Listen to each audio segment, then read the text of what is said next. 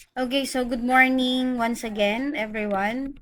So today we're gonna be starting our first lesson sa economics sa module number 6, which has a title of Industry and Environmental Analysis with the subtopic Business Opportunity and Identification. So cover po nito is the Industry and Environmental Analysis. It will be followed by the assessment, but before that, let us first discuss our lesson. So, as part of our lesson sa module number 6, it is about the industry and environmental analysis, no? Wherein we will be talking about the different opportunities, the business identification. So, our lesson is has an objective of identifying and explaining the different principles, tools, and techniques in creating a business. Also, to apply the SWOT analysis in your daily life routine to know your strength, weaknesses, opportunities, and threats. Now, as an overview with our lesson, in this chapter, we are going to discuss the various perspective, no? Wherein, ano nga ba yung mga different perspective that we are looking after or we are looking to in order for us to take off the business. We will also discuss about the principles, the tools, and techniques, and how to use it in business in order to identify commercial opportunities. Now, the common thread among this perspective is the motivational of business establishment in order to earn the strength of bargaining power, okay, wherein it actually enforces the 5 major forces affecting an industry that are evaluated in affecting firms' profitability. In this chapter, we will also discuss about how to use the SWOT analysis in order to see or get the conditions of the business and maximize its profitability. Okay? Now, let us now go on with the first part of this topic, wherein we will discuss about the industry and environment analysis. Okay, so there are two, okay, analysis that we're going to use. First one is yung tinatawag natin na environment analysis.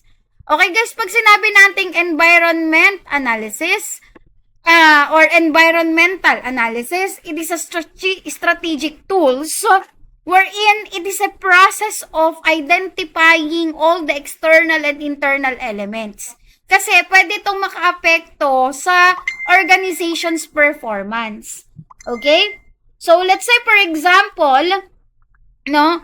Let's say for example, you're going to see kung yung process ba, no, ng external elements ay pwedeng makaapekto sa business. Let's say for example, the consumer, the competitor, okay, the environment, okay, geographically, demographically.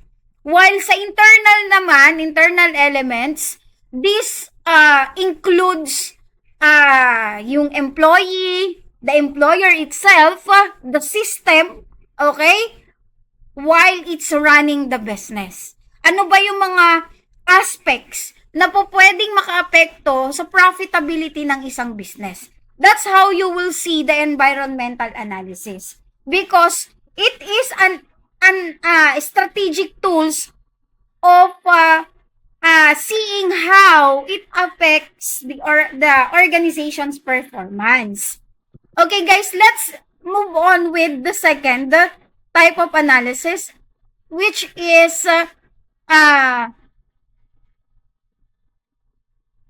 okay, so another thing, environment analysis also will help the firm to understand what is happening both side, okay, both on the inside and outside of the organization. Okay? Para daw ma-increase yung profitability or the probability ng isang organizational strategy, dapat nagre-reflect ito sa organizational environment. Okay?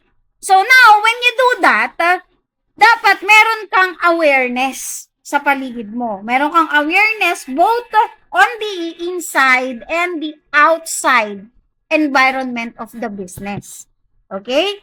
So, these are the process of environmental analysis. Okay. First, we have the scanning.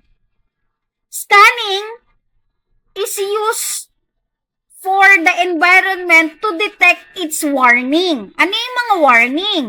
Dito guys, ina-analyze yung environment for identification ng mga factors na po pwedeng magkaroon ng impact sa business. Just like the consumer, okay? At saka yung mga, anong tawag dito? Competitors, okay? That's the first process of environmental analysis. Number 2 guys, is yung tinatawag natin na monitoring. Sa monitoring, this is a specific environmental trends. Okay? Bakit? Because it entails perspective following and in-depth the analysis of environmental trends. Next, we have forecasting. Okay? When we say forecasting, it is a direction of future environmental change. Okay?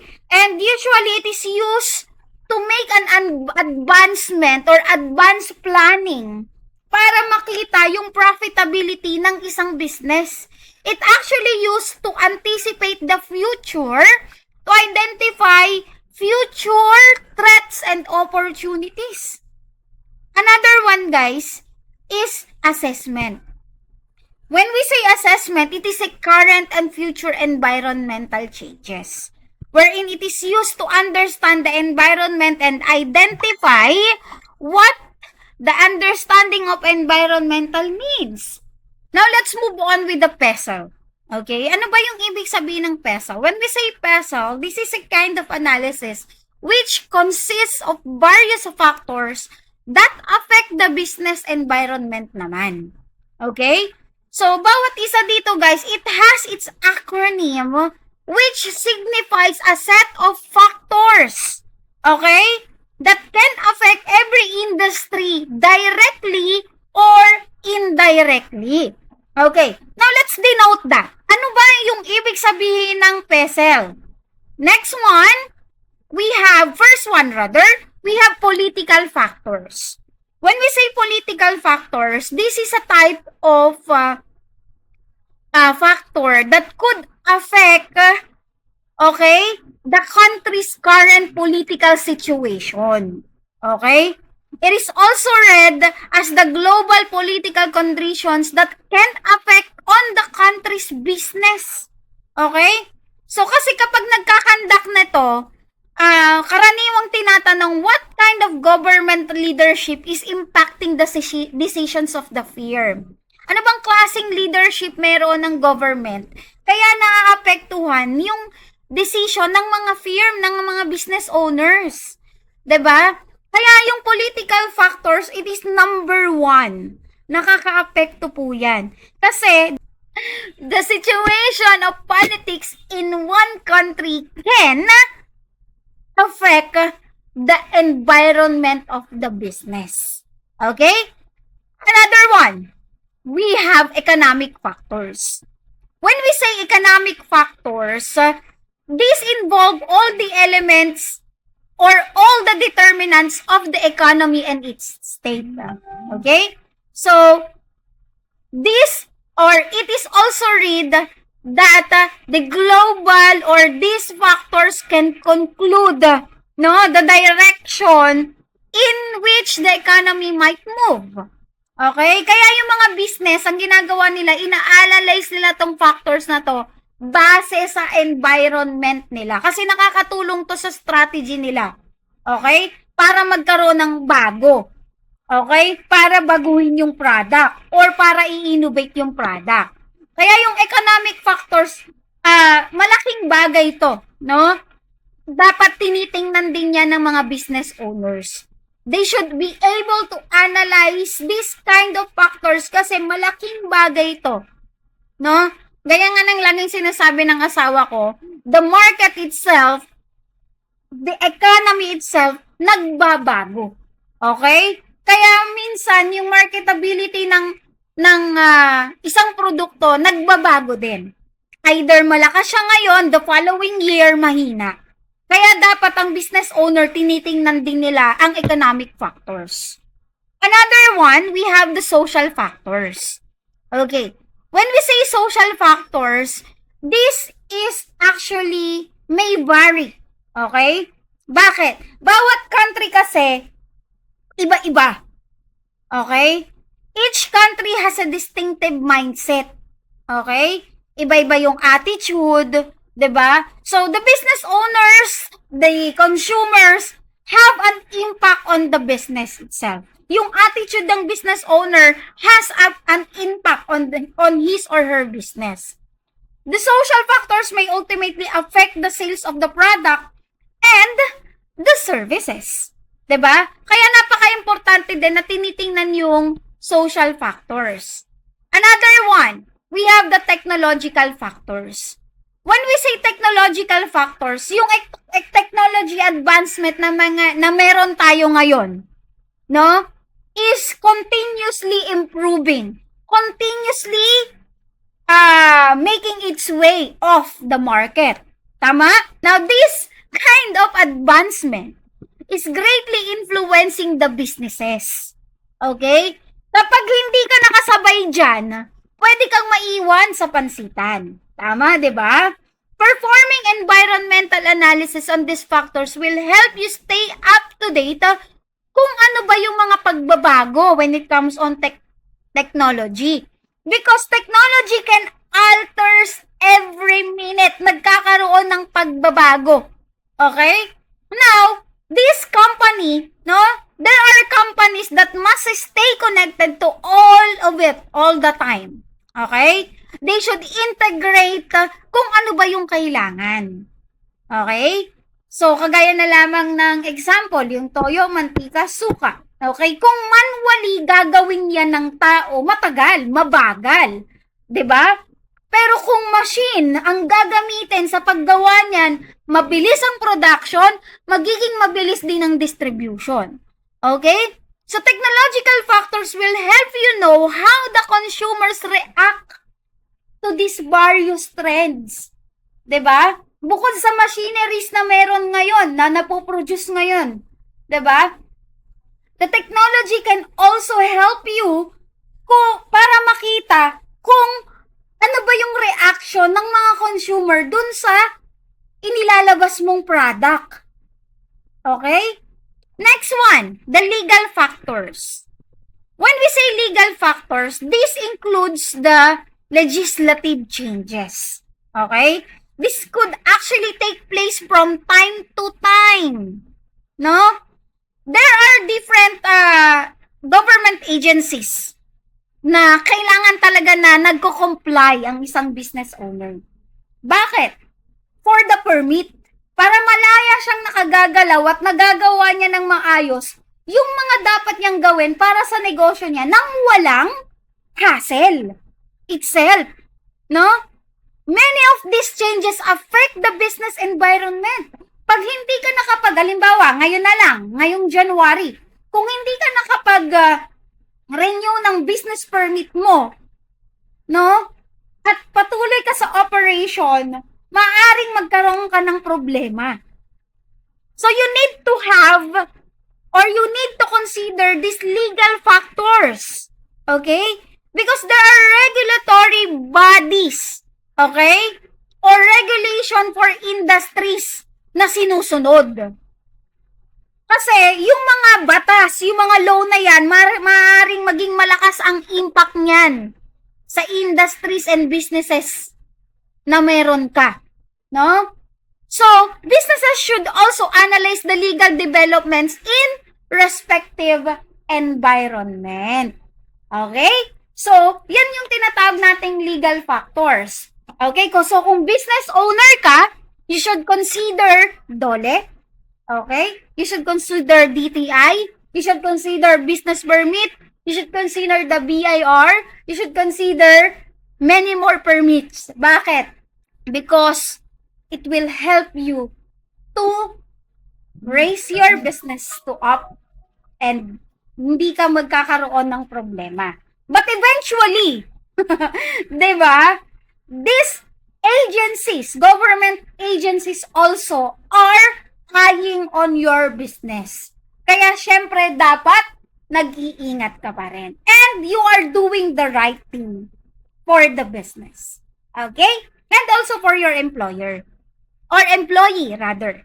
Okay, so let us move on now with the environmental factors. Actually, these environmental factors has many parts or many factors na dapat nating i-consider. Because the location influences between the business trades. No? Yung mga pagbabago na pwedeng makaapekto dito, dapat kino-consider din natin. Kagaya na lamang ng climate. 'Di ba? Because the consumer may react, no, to the offering. Okay? Pwede itong maging issue sa kanila. The most often or the most often industry that may affect or affected by the climatic change are the agribusiness. Tama? In building the business, we must consider more factors that may affect the business firms aside from discussion, 'di ba? Na nabanggit natin. So, we must make more strategy or research about everything that belongs to the concern of everyone. Kasi the organizational environment consists of both external, okay, and internal factors. Dapat to kino-consider natin. Dapat napo-forecast natin tong mga to. Okay? So, una, ano yung dapat na i-consider? First is we have the factors that may influence the organizational success. Okay? Ano-ano ba yung mga factors na pwedeng maka-apekto sa organizational success? First is we have the environmental scanning. Pag sinabi nating environmental scanning, this refers to the possession and utilization of information about different occasions, different patterns, different trends, okay, and relationship within an organization. Both yan guys sa internal and external environment. Kaya dapat tinitingnan din yan. Another one that may affect the factors or that another factors that may influence the organizational success is yung tinatawag nating environmental scanning through the purpose to identify the opportunities and threats. Bakit? It could affect or it could possibly affect the business 'Di ba? What are the opportunities? 'Di ba? Kailangan alam mo kung paano mo siya maia-assess. Okay? So, is this kind of opportunity can really help my business to take off? 'Di ba? Makakatulong ba tong opportunity na to para maging malakas o para mas lumago yung negosyo ko? O baka maging burden ko lang? Okay? And also, you need to analyze or assess the threats that coming off. Ano yung mga threats na yon? Let's say, for example, is competitors. 'Di ba? Anong meron kay competitor na wala sa akin? Na maaaring maging dahilan para lumipat sa kanya yung mga customer ko. You should assess that also. 'Di ba? Another thing is the product innovation. Of course, ang mga tao laging nagkakaroon ng pagkasawa yan. People never became contented on things that they usually use ng paulit-ulit. Naghahanap yan ng innovation. Nagsasawa yan. Okay? Now, what are you going to do? Innovate the product. 'Di ba? O pansinin ninyo, for example, 'di ba? Yung sabon na madalas na ginagamit at maraming gumagamit ngayon. 'Di ba? Bata pa lang ako, meron na nung sabon na 'yon. CS. Not to mention the product name. 'Di ba? Dati puti lang siya. Puti lang talaga at isa lang ang scent. Tapos yung ano niya, yung, anong tawag dito, packaging niya, box lang. Hindi ka makakabili ng ganun ng hindi pa box. But eventually, they put up or create an innovation with the product from the time being. Simula nang makita nila na ang tao ay nagsasawa din. At may mga lumalabas na competitors. So, nagkaroon sila ng mga repacks, 'di ba? Or nagkaroon sila ng mga maliliit na sachets para lang ma-accommodate yung mga maliliit na buyer or maliliit na consumer. From then on, nagkaroon pa ng iba pang innovation. Bakit? Nagkaroon ng iba't ibang scent, nagkaroon ng iba't ibang kulay, nagkaroon ng iba't ibang variants. 'Di ba? Now, the consumer are satisfied. Kasi meron silang pagpipilian. Nasusundan po ba si ma'am? Okay. Now, let's proceed with this figure, guys. This figure actually shows the scanning strategies, no? In order for a business owner to see the profitability of the business. Okay? As you can see on the screen below, on the figures above, environmental scanning should primarily identify the opportunity. Okay? And the threats itself. Kapag na-identify niya na to, the organization can create the strategy that can help to minimize the threat. Diba? From the input, it will go through the environmental scanning or scanning strategies to get what are or to see what are the opportunities and threats that the business can go through, either internal or external. Perceive some changes. 'Di ba? Kapag nagkaroon ng pagbabago, then they can formulate strategic change. 'Di ba? So, this process can lead to a better or a big business para sa mga business owner. Okay? Now, let's go on with an internal analysis. This is actually covered by environmental scanning, no? Pag sinabi nating internal analysis, this is the first step in environmental scanning. Okay? Because internal analysis is consists of various elements, okay, which can help the environmental scanning. First, one is the value system. Okay? The mission and objective of the organization, the structure, the culture, the quality of the employee, including the employee interaction with the management. Diba? Next one is the manager interaction with other managers. Management interaction with shareholders, access to natural resources, and operational potential. Kasi alam nyo guys, itong element na to can lie within the organization and also can assess any changes that can affect the overall success of the business. Okay? Next one is the external analysis. When we say external analysis, this is actually a key input into strategy formulation. Because PETCEL is an external analysis framework, no? Kasi ito, pwede itong makatulong para mag-guide, no? Ang isang business owner for prospecting the political, economic, social and technological, environmental and legal spheres of an organizational external environment. Okay. So, as you can see here, sa business environment, okay, there are internal and external, okay, that can most, okay, or one of the most important way to conduct a survey. Okay?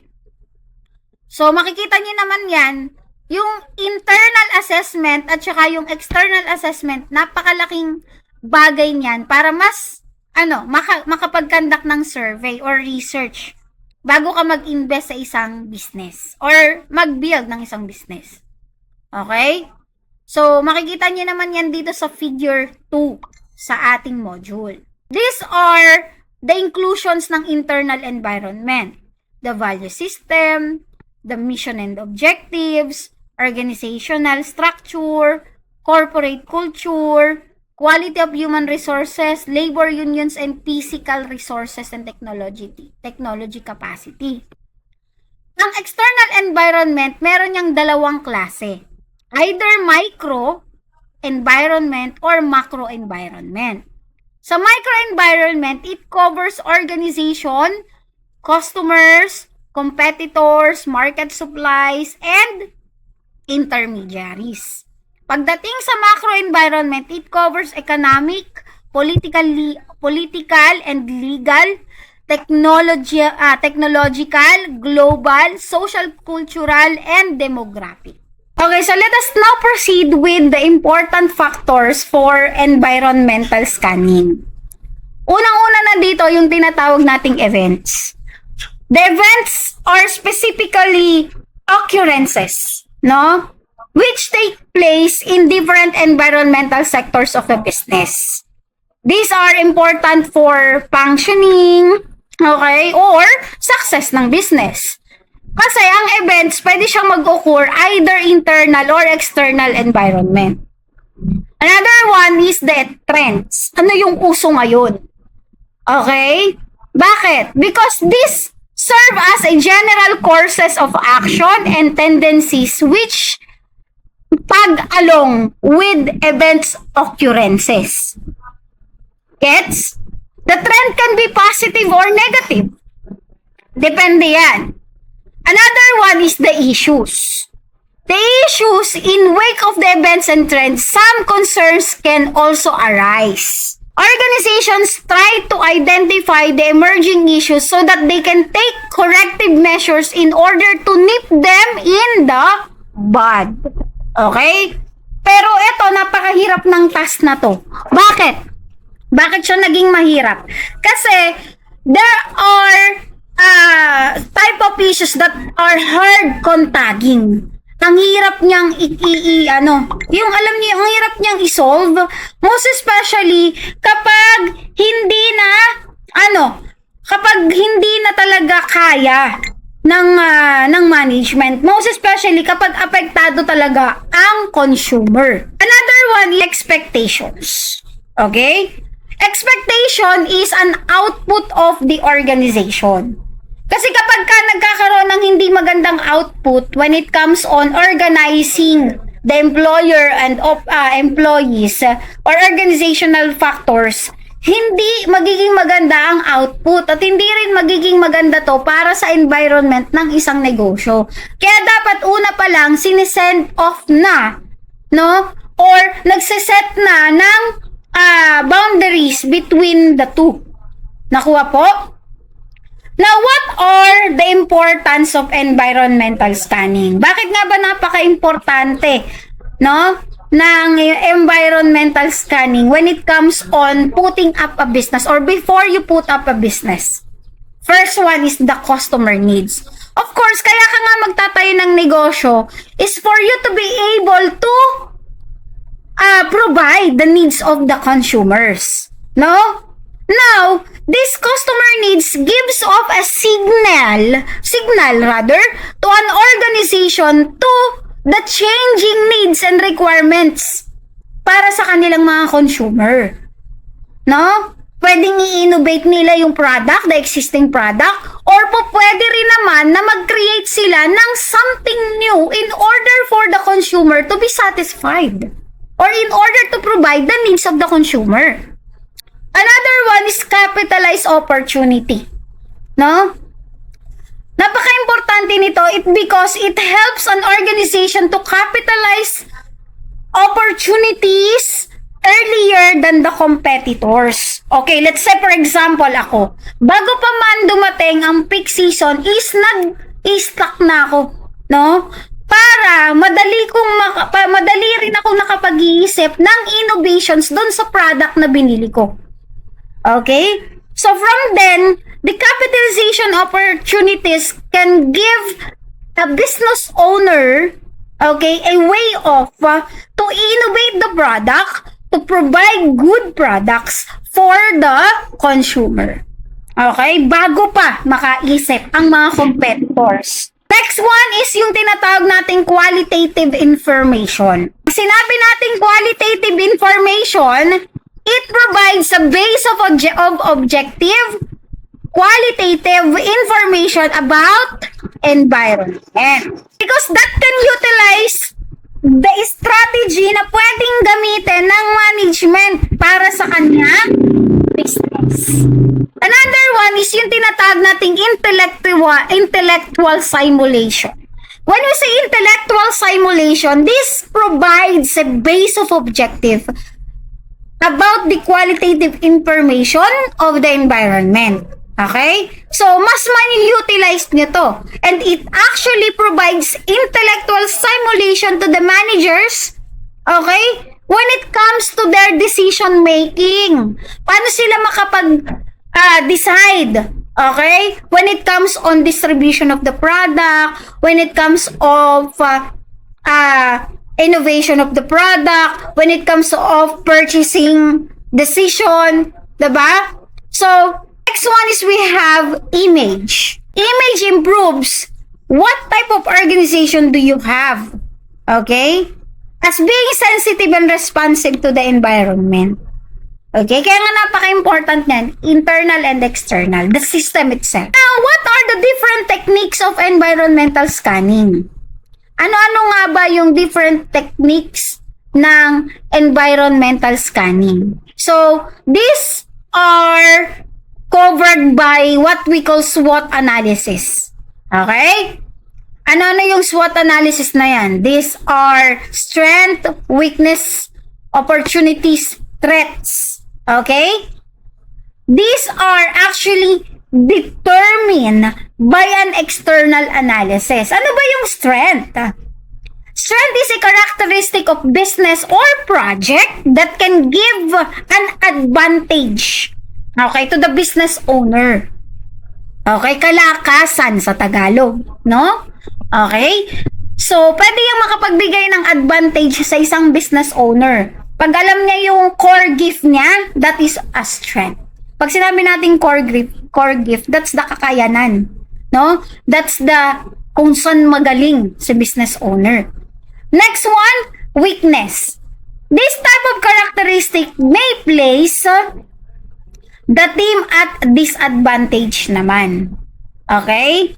But actually, the business owner can turn, diba? Or divert this weakness into strength. Basta kaya niya. Okay? Next one is the opportunity. Pag sinabi natin opportunities rather, these elements, okay, that the project could exploit to its advantage. Okay? We have threats. Pag sinabi nating threats, okay, it is an element in the environment that could cause trouble for the business or project. It's either, there are two types of threats. These are the risks actually. Okay?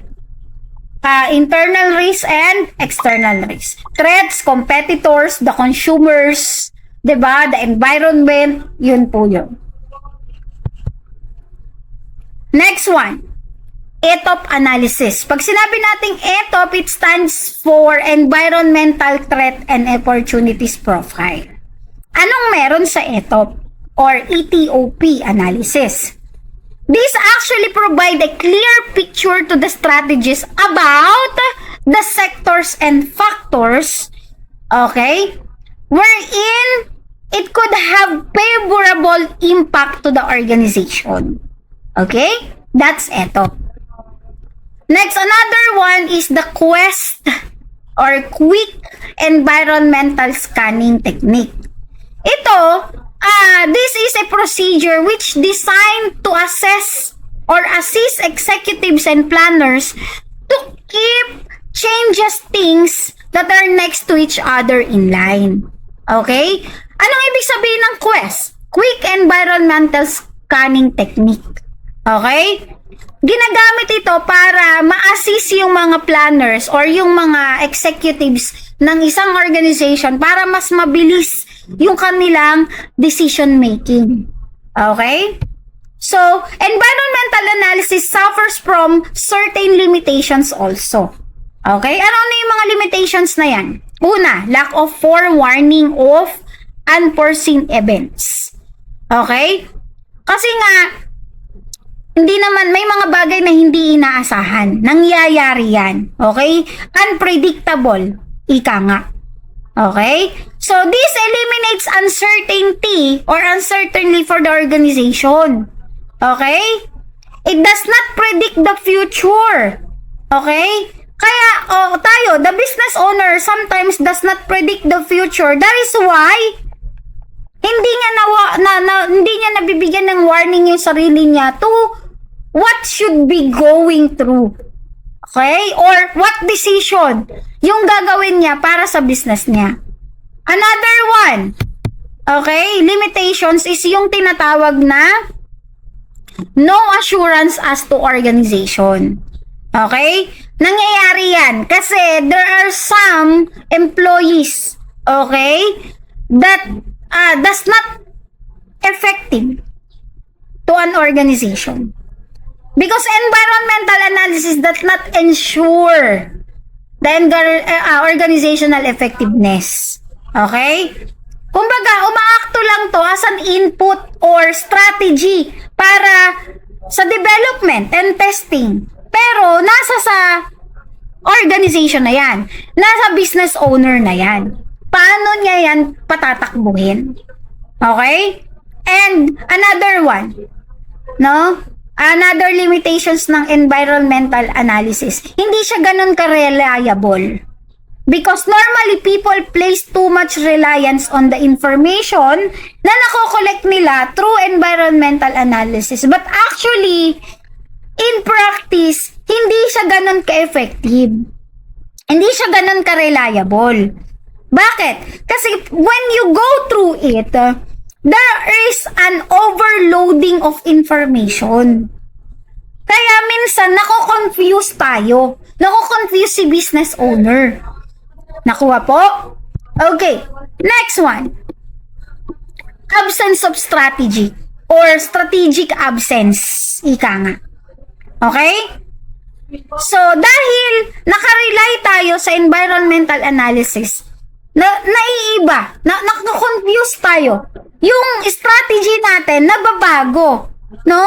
And it actually lies on the adventure and strategic risk-taking.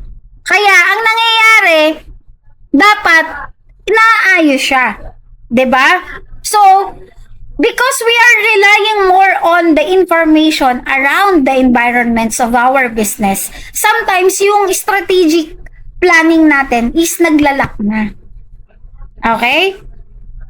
So, another one, aside from environmental analysis, we also have the industry analysis. Okay? Para saan ba yung industry analysis? Industry analysis is a market assessment and used by businesses and analysts in order to understand the competitive dynamics of an industry. Let's say, for example, nasa cosmetic industry ka. Dapat alam mo kung sino-sino yung mga competitors mo. Dapat alam mo yung mga strategy nila or maybe not. Dapat alam mo how they do the distribution. Kasi pwede mo ring gamitin yon at mas ma-innovate mo pa. Okay? Kasi itong industry analysis, it could help you as a business owner or the business owner to sense kung ano yung nangyayari sa industry. Okay? So, for an entrepreneur or a company, it is a method that helps to understand a company's position relatively to the participants in the industry.